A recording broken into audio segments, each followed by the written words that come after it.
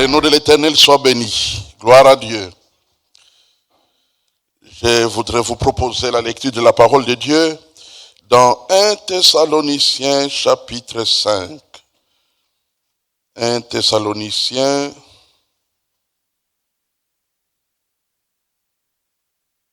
l'épître de Paul aux Thessaloniciens au chapitre 5.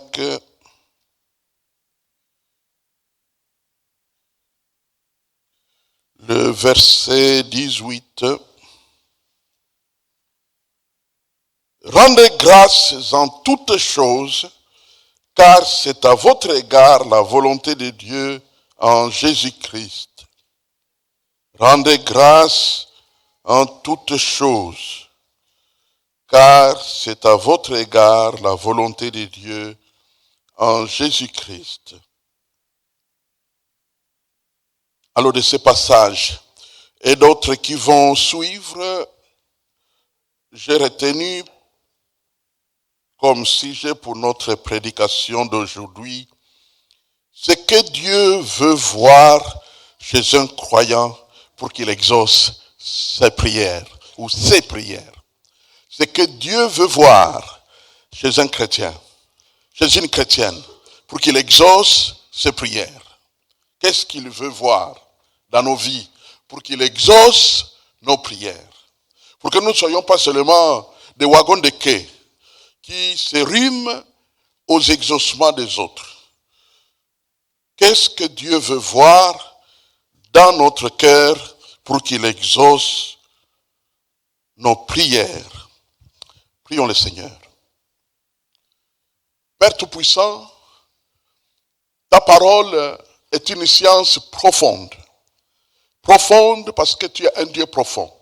Profonde parce qu'elle est à la base de beaucoup de choses. Tu as créé l'univers par ta parole.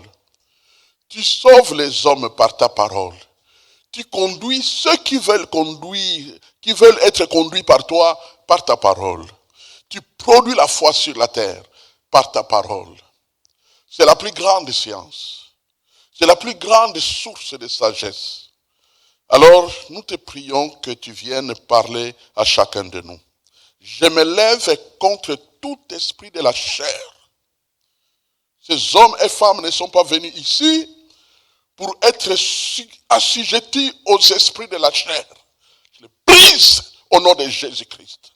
Et je proclame le règne de l'Esprit de Dieu dans le cœur, dans l'atmosphère, dans tout ce qui se fera ici, de maintenant à la fin, au nom de Jésus-Christ, le roi des rois. L'ennemi a été vaincu à la croix et nous sommes à l'époque de la victoire. Nous nous installons dans cette victoire et refusons le règne de la chair au nom de Jésus. Amen. Que le nom de l'Éternel soit béni. Alléluia. Bien-aimés, moi je ne loge pas avec Dieu. C'est dans la Bible que je trouve des choses de Dieu. Ce que Dieu veut voir dans nos cœurs pour qu'il exauce nos prières. C'est pas une prophétie. Non, non. J'ai fouillé et j'ai trouvé dans la Bible des choses que Dieu veut voir dans nos vies si nous voulons qu'il nous exauce. La prière, bien-aimée, est la plus grande expression de la foi. Quand on parle de la foi, eh bien, son expression la plus sûre, c'est la prière. Personne ne peut oser dire, moi je suis un homme de foi, moi je suis une femme de foi. Et quand on vérifie dans sa vie de prière, elle est pauvre. Elle est simplement intellectuelle. Il n'y a pas de profondeur. Quand quelqu'un prie avec profondeur, on le sent. Parce qu'il connaît le cœur de Dieu. Il connaît là où Dieu se tient dans son esprit pour s'exprimer en faveur de son peuple. Je crois que certains d'entre vous, vous vous souvenez, il y a un homme de Dieu qui nous a visités, qui se repose au ciel. Vous savez, j'ai rencontré un chrétien, un grand leader spirituel, un grand leader chrétien. Alors je lui ai parlé de cet homme. Et il m'a dit, oh, il t'a visité? J'ai dit, oui, il nous a visités à l'église. Et il m'a dit, c'est le chrétien le plus consistant que j'ai rencontré sur la terre. Il parlait de Zacharias Tanefomoum. Zacharias Tanefomoum Et quand on était en train de prier les uns après les autres, ils pouvaient te faire taire. Ils pouvaient te dire, tais-toi, arrête. Quelqu'un d'autre prie. Tais-toi, arrête. Et puis quelqu'un d'autre prie. Parce qu'il savait qu'il y avait la profondeur dans la prière. Pour lui, quand la prière n'exprimait pas la foi, ça ne servait à rien de l'entendre. Parce qu'elle ne touchait pas le cœur de Dieu. Dieu est exigeant à la foi. Mon juste vivra de sa foi. Et justement, la prière, c'est un peu comme la trompette. C'est la trompette, c'est elle qui exprime de façon audible notre foi. La foi est secrète, mais quand nous prions, elle se dévoile. Et c'est important que nous puissions donc nous exposer aux grâces qui viennent de sa parole pour apprendre davantage à exprimer notre foi au travers de nos prières. La profondeur de la foi, bien-aimée, est palpable au travers de la prière. Les églises organisées ont des enseignements sur la prière, car les enfants de Dieu doivent savoir parler à leur Dieu qui est leur Père. Les enfants de Dieu doivent savoir parler à leur Père. Ils doivent savoir comment on parle à papa. Ils doivent savoir. Beaucoup de chrétiens se privent de la nourriture pour chercher la face de Dieu dans la prière. Et ils font bien. Ils font bien, mais pourvu que cela se passe dans le cadre des conditions de Dieu. Parce que vider son ventre de toute nourriture ne change rien dans la nature de Dieu. Sans la foi, le ventre vide ne fera rien du tout. Mais par contre, comme l'enseigne un des grands chapitres sur la prière que nous trouvons dans la Bible, Ésaïe chapitre 58, vous allez découvrir là-dedans des prescriptions, des détails qui montrent à quelles conditions nous pouvons être précieux. C'est pourquoi je crois que de temps en temps, ça vaut la peine de prendre, de faire des sacrifices pour pouvoir vaquer à la prière et à la véritable prière, afin que la profondeur de notre Dieu se manifeste au travers de nos prières. Alors, pour arriver à ce que Dieu veut trouver dans nos cœurs, dans nos vies, j'ai épinglé 3 choses principales parmi lesquelles Dieu veut trouver dans ta vie pour qu'il exauce tes prières. 3 choses principales. Notez la première. L'esprit de gratitude. L'esprit de gratitude. L'esprit de gratitude est aussi appelé action de grâce. L'esprit de gratitude. Mais j'appelle ça esprit de gratitude parce que ça doit être comme une respiration. C'est comme une chose permanente, une chose régulière. C'est pas seulement un jour, un mois, tu étais reconnaissante à Dieu. Non, non, non, non. C'est au quotidien que tu dois être. C'est un langage, c'est un climat de ta bouche. Quand on t'approche, on sent l'action de grâce résonner comme un cantique en boucle. Ça sonne, ça sonne, ça sonne, ça bouge, ça bouge, ça sonne. C'est l'action de grâce. Tout le temps, c'est l'action de grâce. La gratitude. Beaucoup de chrétiens bien-aimés veulent prier. Beaucoup de chrétiens ont des besoins pour prier. Beaucoup de chrétiens ont des sujets pour lesquels ils doivent prier, parce que sans la prière, ces choses ne changeront pas. Mais hélas, notez, beaucoup de chrétiens ont une âme qui ne peut pas prier. Ils ont une âme qui ne peut pas prier. Mon frère, ma soeur, j'ai découvert cette nuit, alors que je restais patiemment devant Dieu, qu'il existe des âmes qui ne peuvent pas prier. Ton âme peut être liée aux émotions charnelles de telle manière qu'elle ne peut pas prier. Elle ne peut pas monter vers Dieu. Je comprends pourquoi un psalmiste, tout un psaume a été consacré à l'âme. Mon âme, mon âme, mon âme, mon âme. Si tu exposes ton âme à la destruction, la première chose dont tu vas te priver, c'est la prière. Mais il y aura d'autres choses dont tu vas te prier. Notamment réjouir le cœur de ceux qui t'entourent. C'est avec l'âme que tu peux mettre l'ambiance. L'ambiance familiale, l'ambiance amicale, l'ambiance dans tout ce que nous faisons. L'ambiance ne peut venir que d'une âme protégée, d'une âme guérie, d'une âme en bonne santé. D'une âme en bonne santé. Donc, il existe malheureusement des chrétiens qui ne peuvent pas prier parce que leur âme n'est pas en bonne santé. Que faire? Que faire pour soigner notre âme? Mes frères et sœurs, je suis en train de parler de la Bible. Je suis en train de parler des solutions de Dieu qui se trouvent dans sa parole. Que tu peux appliquer, que je peux appliquer. Et je vous dis, ça marche. Ce que Dieu donne, ça marche. Qu'est-ce que je dois faire pour que mon âme soit protégée? Qu'il y ait un bouclier autour de mon âme. Que mon âme ne soit pas accessible à chaque petite flèche.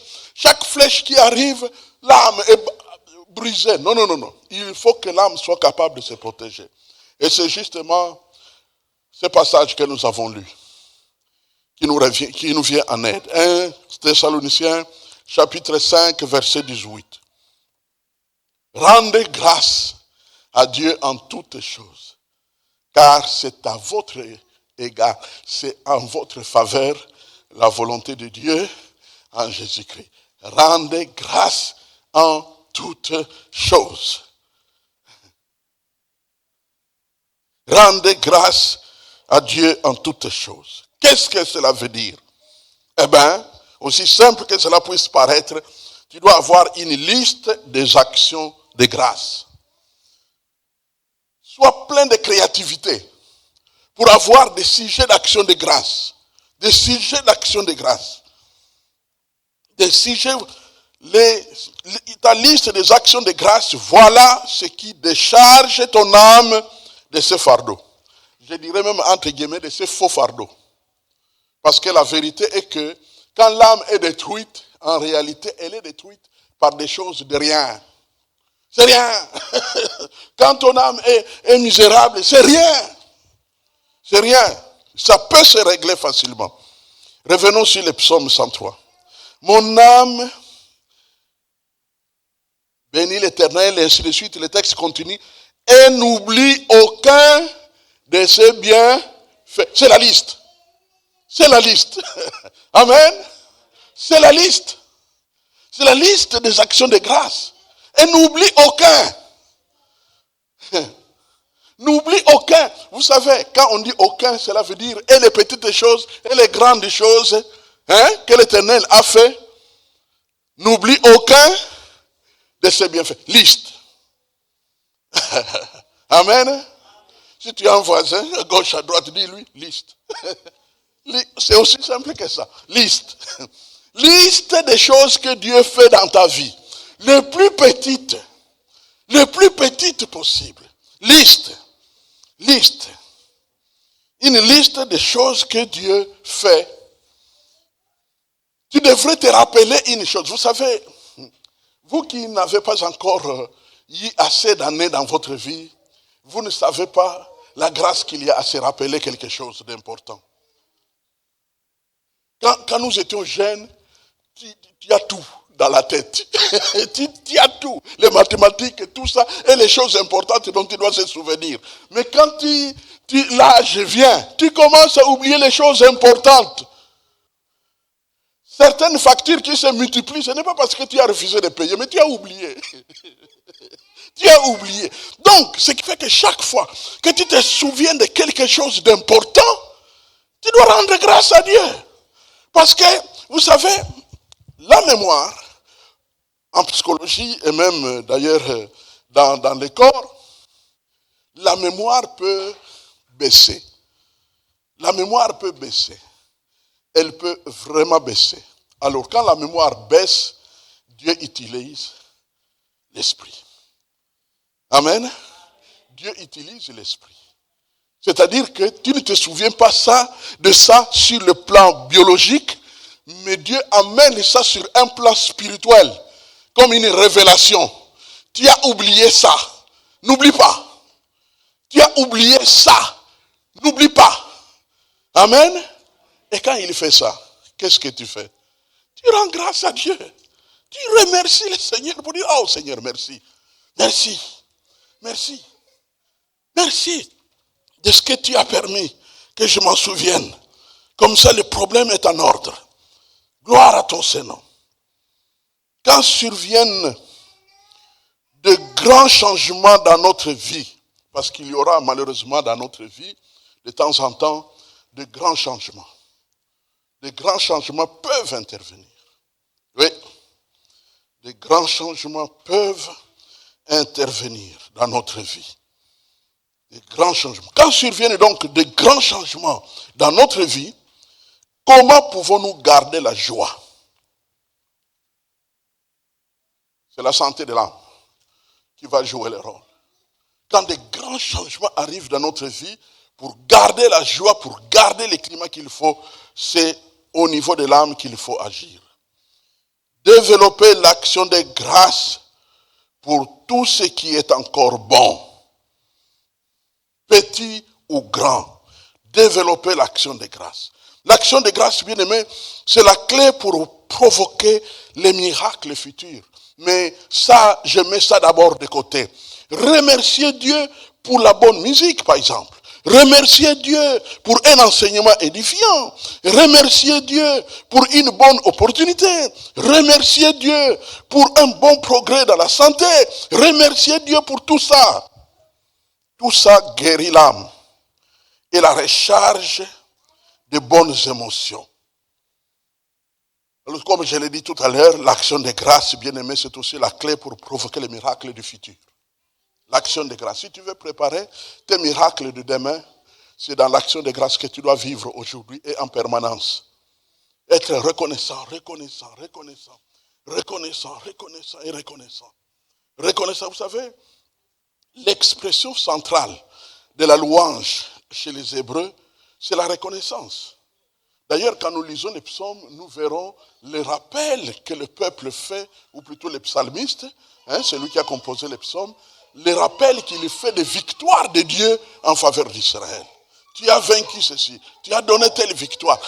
C'est là l'action de grâce. Donc tout tourne en quelque sorte autour de l'action de grâce. Tout autour de l'action de grâce. Donc l'action de grâce, bien aimé, tout en étant elle qui décharge et charge notre âme de bonnes émotions pour que notre âme soit joyeuse, notre âme soit en état, notre âme soit capable de prier. Surtout, soit capable de prier. Soit capable de prier. Au fait, quand l'âme est alourdie, nous devenons lourds spirituellement parlant. Nous ne sommes plus capables de nous élever pour monter. C'est la raison pour laquelle il faut vraiment protéger l'âme. Il faut vraiment protéger ton âme. Veille sur ton âme. D'ailleurs, si vous voulez qu'on aille plus loin, même en psychologie, vous découvrirez qu'un bon nombre de maladies prennent le chemin de l'âme malade. Oui. Donc, ce qui fait que l'âme protégée entraîne aussi la bonne santé. La bonne santé. Donc, quand il peut arriver, par exemple, que tu étais déçu, tu étais mécontent, quelque chose de mauvais s'est passé, eh bien, passe du temps à faire l'action de grâce. Charge ton âme. Parce qu'il y a une mauvaise chose qui s'est introduite dans ton âme. Maintenant, il faut faire entrer les actions de grâce pour extirper cette mauvaise chose et guérir l'âme. Amen. Amen. Le Seigneur est bon, n'est-ce pas? La gratitude, que le nom de l'Éternel soit béni. Alors il y a une deuxième chose. Si nous voulons que Dieu voie en nous des choses qui le poussent à nous exaucer, la deuxième chose notée, c'est prier avec humilité. Donc la première chose, c'est la gratitude, la reconnaissance. Parce que Dieu fait beaucoup de... Quand on fait le calcul entre les mauvaises choses qui nous arrivent et les bonnes choses, il n'y a pas commune mesure. Dieu fait beaucoup de bonnes choses dans notre vie. Donc nous ne pouvons pas nous focaliser sur les mauvaises sous prétexte que si nous sommes malheureux, c'est parce qu'il y a des mauvaises choses dans notre vie. Non, non, c'est rien par rapport. Même en un temps record, si vous prenez une semaine, 10 jours, un mois, et quelles sont les bonnes choses qui te sont arrivées et quelles sont les mauvaises, tu verras que vraiment les bonnes choses sont de loin plus nombreuses. Donc tu as intérêt à lier ton âme aux bonnes choses et pas aux mauvaises. Alors la deuxième chose, priez avec humilité. Priez avec humilité. Alors il y a beaucoup de choses qui nous montrent l'humilité dans la Bible. Je vais m'arrêter un peu sur quelques passages sur ce point. Donc priez avec humilité. D'abord dans Psaume chapitre 10. Psaume au chapitre 10. Le verset 17 nous dit ceci. Psaume chapitre 10, verset 17. Tu entends le vœu. Dès que tu vois ça, une telle expression, ça veut dire la prière des chrétiens, la prière des croyants. Tu entends les vœux de ceux qui souffrent. Ô Éternel, tu affermis leur cœur, tu prêtes l'oreille. Tu prêtes l'oreille. Tu entends le vœu de ceux qui souffrent. L'expression ceux qui souffrent dans la Bible, j'ai essayé de lire parfois avec d'autres versions, je découvre que le mot souffrir ici peut aussi être rendu par humilité, de ceux qui sont brisés, de ceux qui sont humbles, de ceux qui ignorent leur grandeur, qui ignorent leur valeur, qui font fi à tout ce qu'ils peuvent être ou croire être ou mériteraient d'être. Tu écoutes la prière de ceux qui sont humbles. D'ailleurs, dans Ésaïe chapitre 58 auquel j'ai fait allusion, quand vous lisez dans le verset 5, la Bible parle de, n'est-ce pas, je vais vous dire la prière à laquelle Dieu prend plaisir, ou le jeûne auquel Dieu prend plaisir, c'est humilier l'âme. Humilier l'âme, humilier, donc être humble. L'esprit humble, hein, quand tu es humble, tu ne peux pas voir ta grandeur, c'est impossible. La grandeur devient invisible. Tu ne peux pas voir tes mérites, c'est impossible. Quand tu es humble, tes mérites disparaissent. Au fait, quand tu es humble, finalement, c'est toi qui disparais tout entier. Il n'y a plus que Dieu qui est visible. Comme dit la Bible, que tous les hommes soient reconnus pour menteurs et Dieu seul pour juste. Donc, tu humilies ton âme. Mais je voudrais que nous allions un peu plus loin pour découvrir davantage des éléments qui montrent l'humilité dans la parole de Dieu. Chez Daniel, voyons Daniel chapitre 9. Quand nous approchons Daniel, hein, le prophète Daniel, Daniel chapitre 9, l'écriture. Dans Daniel chapitre 9, d'abord le verset 5, la Bible dit, nous avons péché, nous avons commis l'iniquité, nous avons été méchants et rebelles, nous nous sommes détournés de tes commandements et de tes ordonnances. Nous n'avons pas écouté tes serviteurs les prophètes qui ont parlé en ton nom à nos rois, à nos chefs, à nos pères et à tout le peuple du pays. À toi, Seigneur, est la justice. À nous, la honte, la confusion des faces en ces jours. Aux hommes de Juda, aux habitants de Jérusalem, à tout Israël, à ceux qui sont près comme ceux qui sont au loin, dans tous les pays où tu les as chassés à cause des infidélités dont ils se sont rendus coupables envers toi. Quand nous lisons tous ces passages, il y a une chose qui me frappe.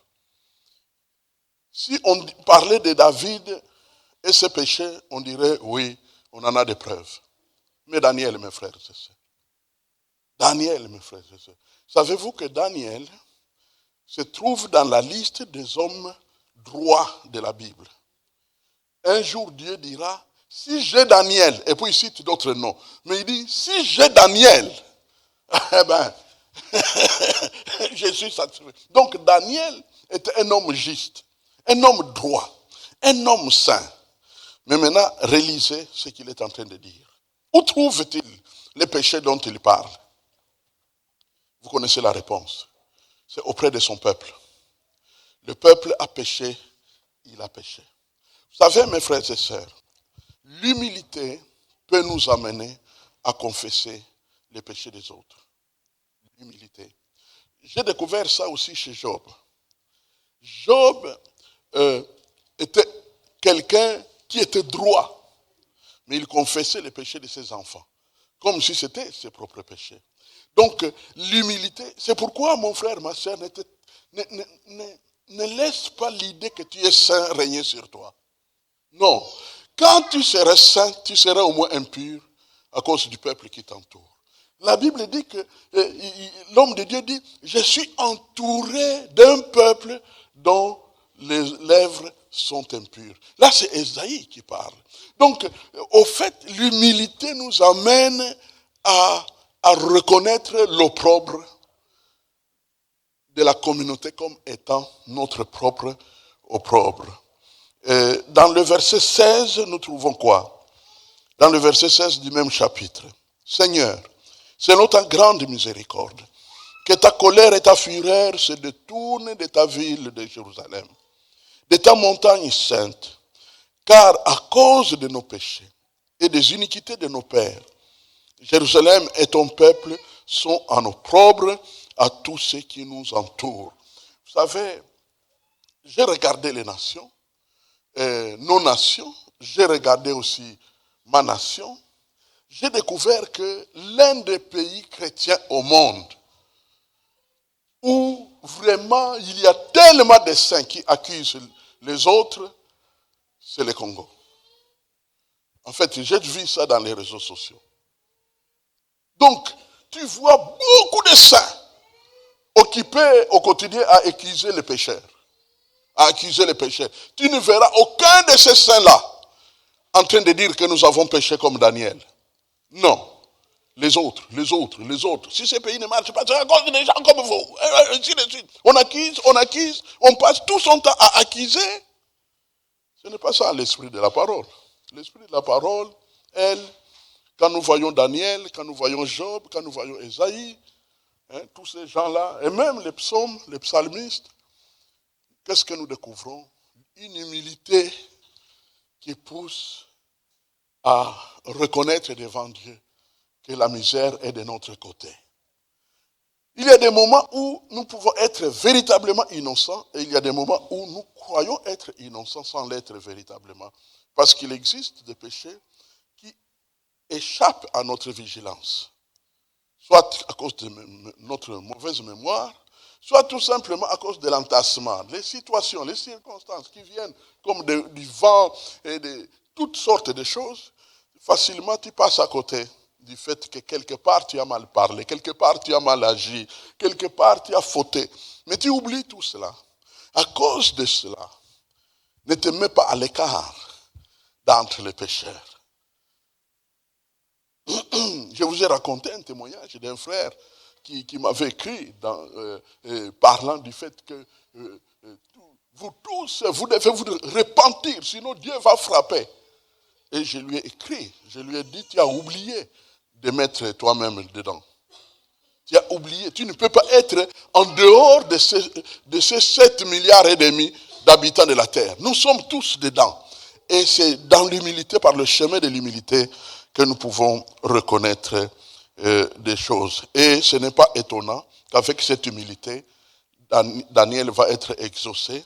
Quand nous entrons dans le verset, ou chapitre 10, pardon, nous pouvons aller dans Daniel, chapitre 10. Qu'est-ce que nous trouvons là?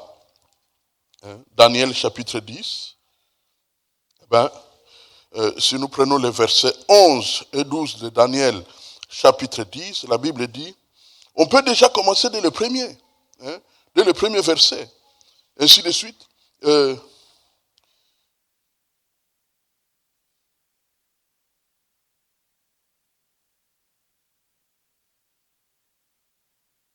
Bon, nous pouvons prendre le verset 11. Ces derniers temps, j'ai de temps en temps des petites confusions dans mes textes, tels que quand ils sont nombreux.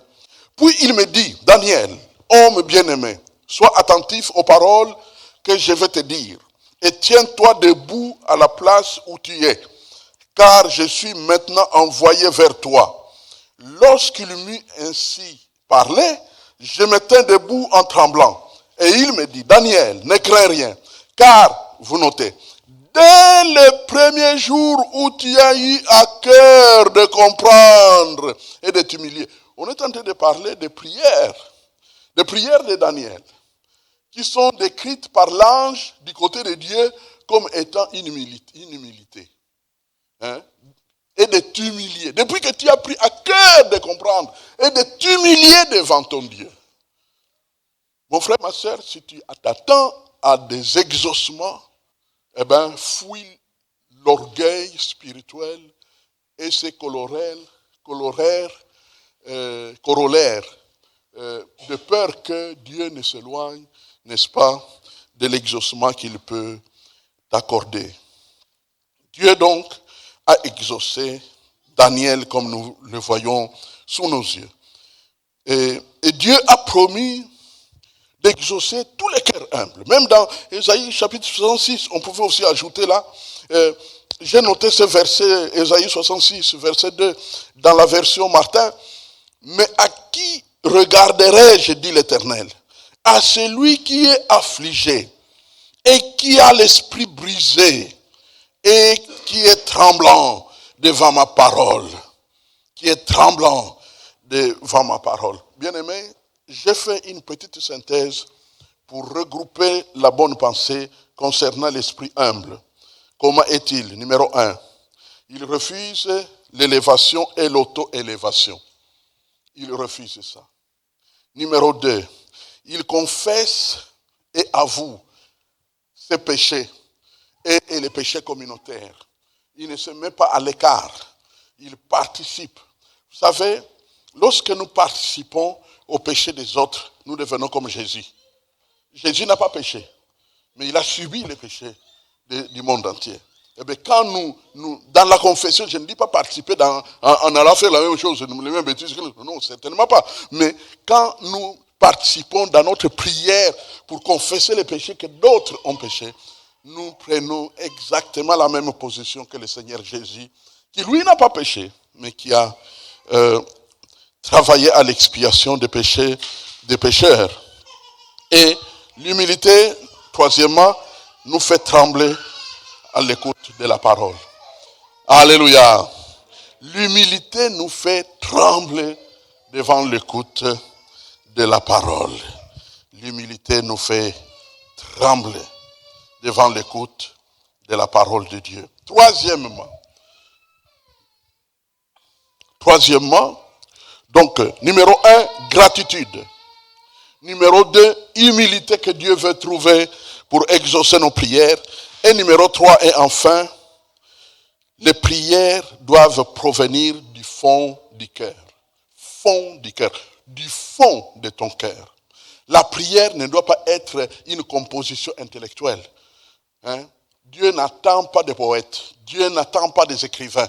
Dieu attend des cœurs ouverts, de quel cœur jaillissent des mots sincères, profonds, pleins de foi envers l'Éternel.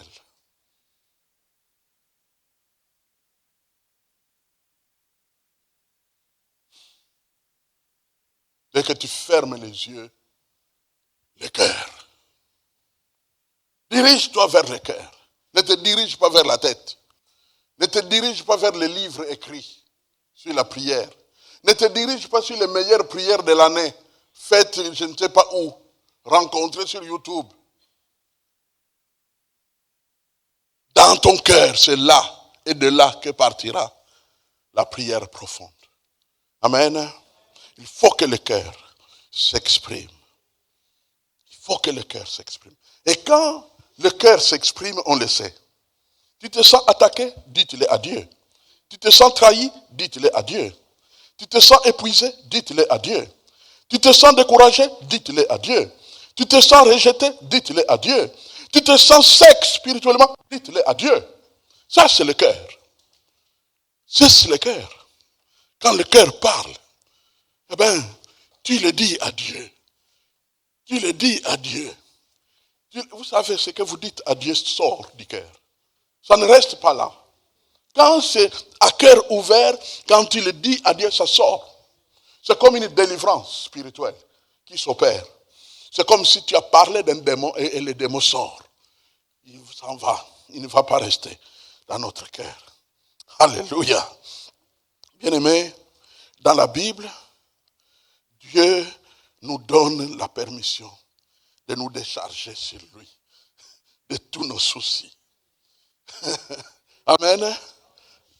Nous pouvons nous décharger sur lui. C'est pourquoi j'étais en train de dire, tu es fatigué, donne-le à Dieu. Donne-le à Dieu, donne-le. Déchargeons-nous sur lui de tous nos soucis, car lui-même prend soin de nous. 1 Pierre chapitre 5, verset 7. Donc, laissons le fond de nos cœurs s'exprimer comme des gens qui creusent des trous dans la terre, des trous profonds, jusqu'à faire jaillir l'eau qui se trouve dans le fond de l'eau. J'étais plus qu'impressionné dans une prédication que vous avez peut-être entendue. Un frère qui est en train d'expliquer les réalités des forges pour trouver l'eau sous la terre. Eh bien, il est allé quelque part dans un pays africain, dans le monde du Sahel. Et là-bas, pour trouver de l'eau, les puits doivent descendre jusqu'à 10, 15, 20, voire 30 mètres pour qu'enfin seulement l'eau puisse jaillir. Et comme il était congolais, ce prédicateur, lui d'ajouter, alors que dans notre pays, rarement des endroits où tu vas creuser 3 mètres pour que déjà l'eau ne puisse pas jaillir. Au fait, les gens ne savent pas. Parfois, l'ignorance nous tue. Souvent, on commence à vendre de l'eau à la rue. Ça, pour moi, ça, ce n'est pas la pénurie. Non, non, c'est l'ignorance. C'est la preuve d'ignorance. Je vous dis, je comprends qu'un grand nombre de sols ont été autrefois des cimetières, de toilettes. Hein, qui a fait des toilettes là auparavant.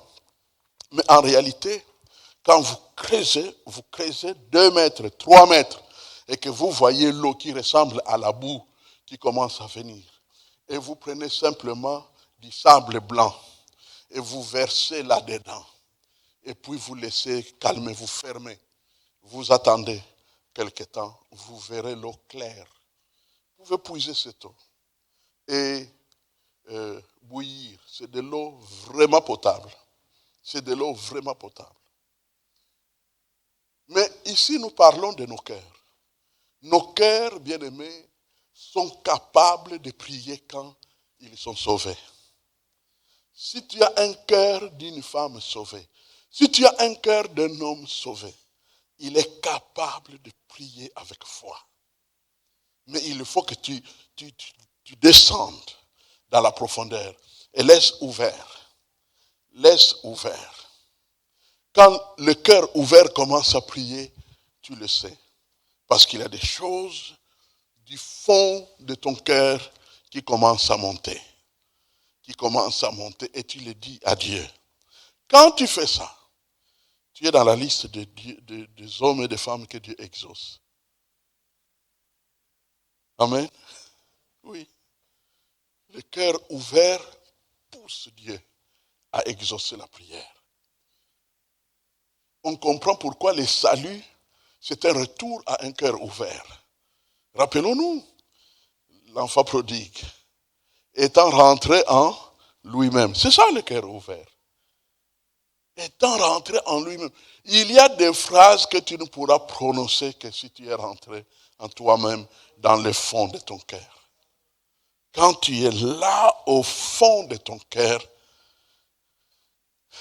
les yeux spirituels s'ouvrent et tu vois. Tu vois les fautes, tes fautes.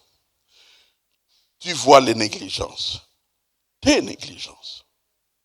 Tu vois des choses qui doivent changer. Tu le vois là au fond de ton cœur.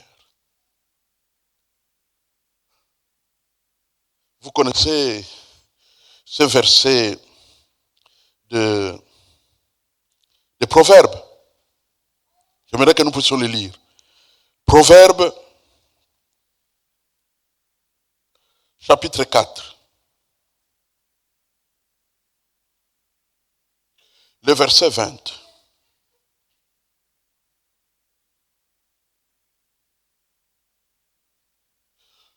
On peut commencer par le verset 20, mais je préfère m'arrêter au verset 23.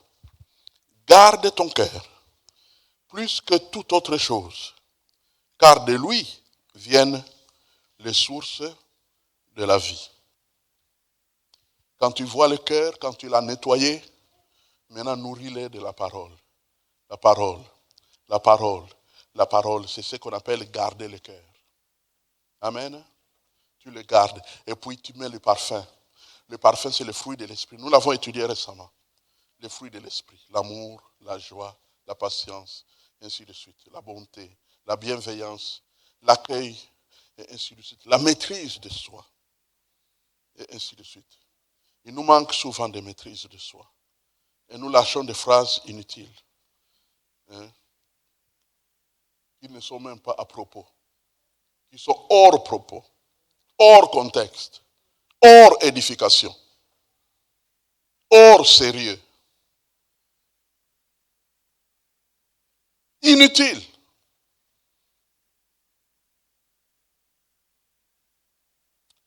Ça fait, Dieu a dit, je sais de quoi vous êtes formés. Mais nous ne pouvons pas nous contenter d'être mal formés. Nous ne pouvons pas nous contenter de ça. Amen. Parce que Dieu veut aussi sursauter. De voir chez les hommes le fruit de son travail. Amen. J'ai vu mon serviteur Job. En tout cas, il n'a pas dit que je sais de quoi Job est formé. Il a plutôt vu des effets positifs de sa grâce.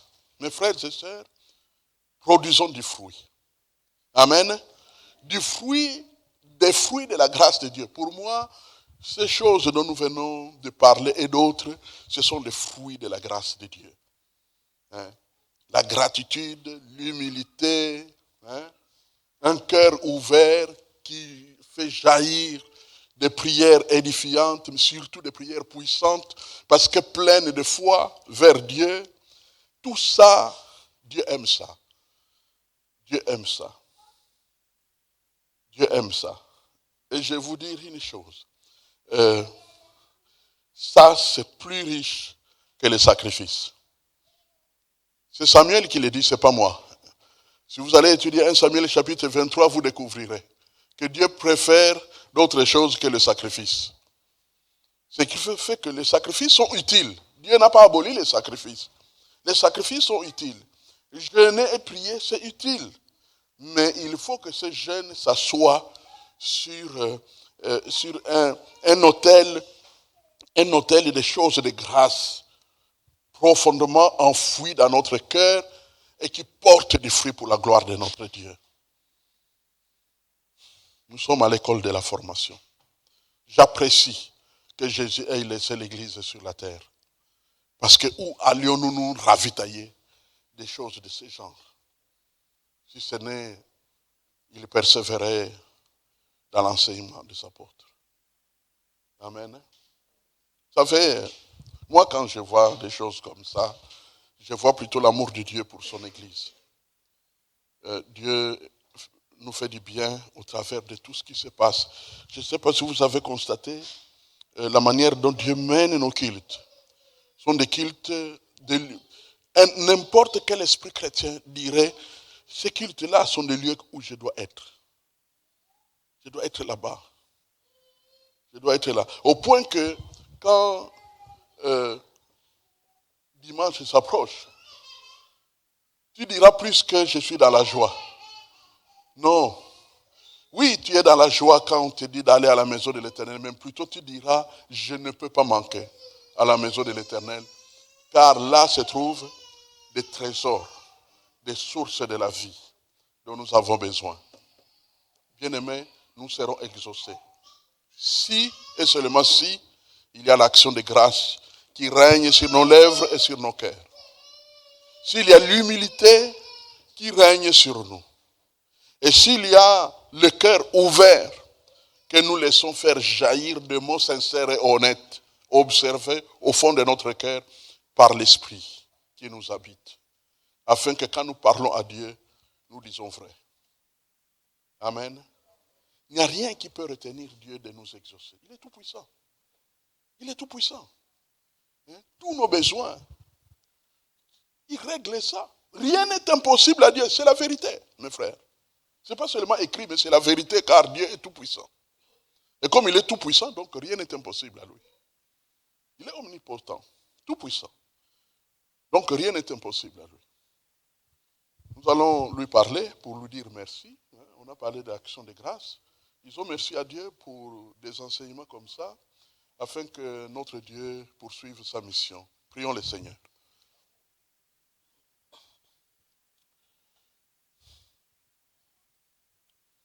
Seigneur notre Dieu, il y a toujours un temps où tu te révèles d'une manière nouvelle. Lorsque nos cœurs se retrouvent brisés, fautifs, au bas de l'escalier, même dans le sous-sol, misérables et contrits, alors en ce moment-là, la cendre qu'il en reste peut te glorifier. Seigneur, nous montons vers toi pour te remercier de tout cœur et accepter tes leçons, accepter tes prescriptions. Trembler devant ta parole, tellement nous voulons la voir se concrétiser dans nos vies. Maître du ciel et de la terre, ces hommes et femmes que nous sommes des candidats à vouloir être exaucés, mais surtout des candidats à vouloir en remplir les conditions. Pour la gloire de ton nom. Seigneur, il y a ton peuple sur la terre, ton peuple en circulation. Et je voudrais demander d'une manière particulière la circulation de ta parole, afin qu'elle rencontre ton peuple partout, en commençant par nous qui l'avons entendu, en présentiel. Pour que cette parole produise de puissants effets des hommes et des femmes qui prient pour les pays et sont exaucés, qui prient pour des maladies et sont exaucés par des guérisons, qui prient pour des délivrances et sont exaucés par des démons qui sont chassés, qui prient pour des portes ouvertes et sont exaucés par des portes qui s'ouvrent que plus personne ne peut fermer, qui prient pour, Seigneur notre Dieu, des sociétés paisibles et prospères, et qui sont exaucées par des véritables développements en cascade de par le monde. Père, nous avons découvert par la culture que ce monde est rempli, surtout pendant notre génération, est rempli de méchants qui ne pensent qu'à eux. Nous venons à toi, le Dieu Tout-Puissant, propriétaire de la terre entière, afin que tu lèves ta main et que les tempêtes de la terre se calment. Partout où il y a des guerres, nous maudissons les armes. Nous les brisons au nom de Jésus. Nous maudissons les réunions de tueurs et nous les brisons au nom de Jésus. Et nous proclamons le règne de Christ pendant notre génération. Père, nous ne voulons pas passer par des temps de pleurs, de misère, de famine, et puis seulement plus tard. Non, Seigneur, tu as donné un monde rempli de bénédictions. Nous réclamons de plus de bénédictions ici et maintenant, pendant notre génération. Tu as fait de nous tes envoyés, celles de la terre et lumière du monde. Alors, puisque nous sommes tes envoyés, viens avec nous sur le chemin de notre tournée terrestre pour accomplir des bénédictions incalculables pour tous ceux qui s'exposent à ta parole. Fais éclater ta gloire dans nos cœurs, dans nos pensées. Règne sur nous. Jésus, tu es tout puissant, tu es ressuscité, tu es notre sauveur, tu es notre chef, tu as bien fait de nous donner l'église et nous sommes reconnaissants. La gloire restera chez toi. Nous accueillons la joie. Amen. Gloire à Dieu.